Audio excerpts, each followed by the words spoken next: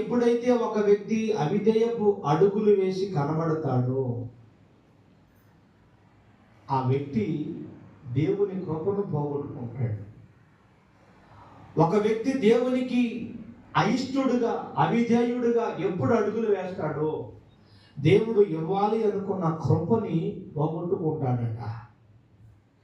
అయితే దేవుడు అన్యాయస్తుడు కాదు, కానీ తిరిగి మరలా మారు మనసు పొంది ఉదయం మనం మాట్లాడుకున్నట్లు తిరిగి మరలా దేవుని దగ్గరకు రాగలిగితే నా దేవుడు ఎంత ప్రేమ కలిగిన వాడు అని అంటే కృప వెంబడి కృపను కలిగిస్తాడు. దేవుడు కృప వెంబడి కృప, కృప వెంబడి కృప, కృప వెంబడి కృప. దావీదు విషయంలో దేవుడు అన్నాడు, నేను సౌలునకు నా కృప దూరము చేసినట్లు దావీదునకు నా కృపను నేను దూరము చెయ్యను అన్నాడు. ఎందుకు సౌలుకి దేవుడు తన కృపను దూరం చేశాడు అని అంటే సౌలు దిద్దుకోలేదు. సౌలు దేవుని దగ్గరకు వచ్చి పశ్చాత్తాపపడి సరి చేసుకోలేదు. కానీ దావీదు తన పరుపు కన్నీళ్లలో తేలునంతగా ఏడ్చాడట. కన్నీళ్లు కార్చి కార్చి కార్చి కార్చి తన తలదిండు పరుపు అట నీళ్లలో తేలునంతగా దావీదు దుఃఖపడ్డాడట, పశ్చాత్తాపపడ్డాడట.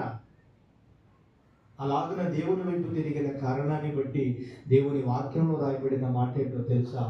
దావీదు నాకు చూపిన శాశ్వతమైన కృపను నేను మీకు చూపబోతున్నాను. స్తోత్రం. దావీదు గట శాశ్వతమైన కృపను చూపాడట. ఈ రాత్రి నా ప్రభు చెబుతున్న మాట, అలాంటి శాశ్వతమైన కృపను నేను మీ ఎడల కనపరచబోతున్నాను. స్తోత్రం కలుగును గాక. హల్లెలూయా. ఈ ఆదాము అవిధేయంగా నడిచిన కారణాన్ని బట్టి వారి జీవితంలోనికి పాపం ప్రవేశించింది. ఒక మనిషిలోనికి పాపం ఎప్పుడు ప్రవేశించింది అని అంటే దానికి ప్రారంభపు ద్వారము అవిధేయతే. ఒక మానవునిలోనికి పాపం ప్రవేశించడానికి దానికి గ్రీన్ సిగ్నల్ ఏంటంటే అవిధేయత. అవిధేయత. దేవుడు చేయొద్దన్న పని చేయటం, దేవుడు చేయమన్న పని చేయకుండా ఉండడం, దేవుడు చెప్పిన మాట వినకపోవటం, ఇవన్నీ కూడా అవిధేయత కిందకు వస్తాయి. దీన్ని ఆధారం చేసుకొని ఒక పాపము మనిషిని పట్టుకునింది.